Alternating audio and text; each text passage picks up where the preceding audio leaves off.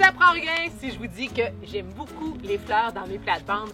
Je mets beaucoup de tulipes, de jonquilles, de bulbes à floraison printanière que je vais remplacer au printemps après la floraison par des fleurs annuelles. Mais cette année, je voulais ajouter des vivaces à floraison prolongée dans mes plates-bandes. Une vivace à floraison prolongée, c'est vraiment une vivace qui va fleurir là, quasi pendant 3 à 4 mois parfois de façon consécutive.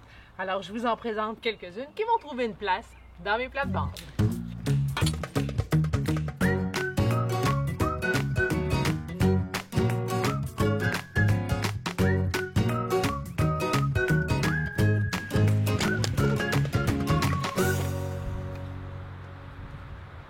Vous allez voir que le choix est quand même assez vaste dans la grande famille des vivaces à floraison prolongée.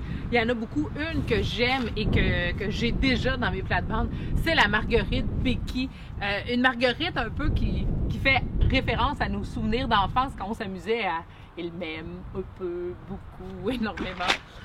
Et ce qui est le fun de cette vivace-là, de cette variété-là, c'est regarder, même quand on la brasse beaucoup, elle reste toujours droite sur des tiges vraiment rigides, une bonne floraison, super rustique et la floraison pratiquement de la mi-juin jusqu'au mois, je vous dirais, début septembre. Alors, à avoir dans vos plates-bandes. Dianthus kauri, un petit œillet qui va produire comme ça une multitude de fleurs de juin à septembre. Résistant à la sécheresse, résistant à la chaleur et en plus, les fleurs sont parfumées, rose fuchsia, alors un beau rose bonbon qu'on aime. C'est mon cœur saignant ici qui est de couleur blanche au niveau de la floraison. Fleurit une seule fois par année au printemps, mais je l'aime parce que c'est un souvenir de ma grand-mère. Et celui-ci, le Dicentra, donc cœur saignant, c'est la variété luxuriant. Je vous la propose dans les floraisons prolongées parce que la floraison va vraiment aller de mai à septembre, pratiquement octobre. Mais ce n'est pas un type de floraison là, que vous allez juste avoir de la fleur. Ça va être un type de floraison qui va toujours avoir une ou deux fleurs un peu éparses, toujours sur le plan, avec un très beau feuillage qui est plutôt bleuté comparativement à la variété qui est plutôt de couleur verte au niveau du feuillage. Une belle variété. Les œufs ont tout pour plaire, en plus du feuillage qui est décoratif à l'année longue. Les nouvelles floraisons sont vraiment impressionnantes, colorées et vont durer pendant des semaines. Ici, je me cherche une vivace qui va devenir quand même assez haute parce que j'essaie de camoufler un peu ma gouttière. J'ai choisi une de mes préférées, rustique en zone 4. Alors, c'est pas pour toutes les régions du Québec. C'est la sauge de Russie, Perovskia atripicifolia. Une plante qui demande quand même un peu de sécheresse, alors c'est bien, je la mets de l'autre côté de la fin de ma gouttière. Et pour la plantation, toujours avec un bon terreau pour les vivaces, même si j'ai une belle terre, je veux qu'elle soit heureuse et qu'elle fleurisse dès la première année.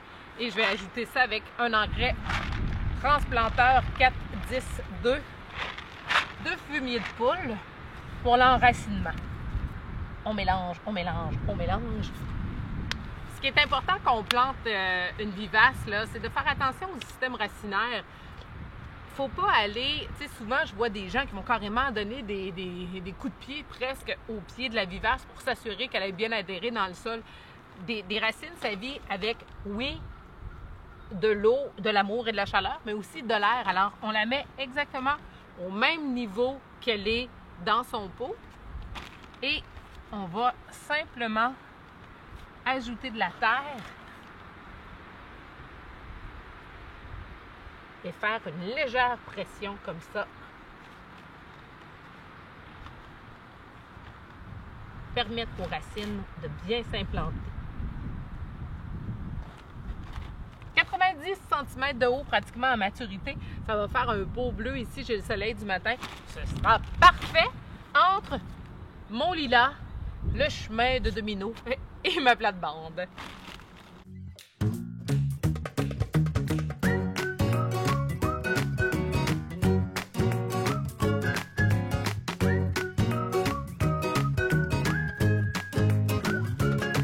J'aime beaucoup les salvias qui sont des plantes que les pollinisateurs vont adorer. Ça fait des fleurs comme ça en épi, dans les tons de bleu plus souvent qu'autrement, super résistants à la sécheresse, vraiment des plantes qui sont tough, zonées 4.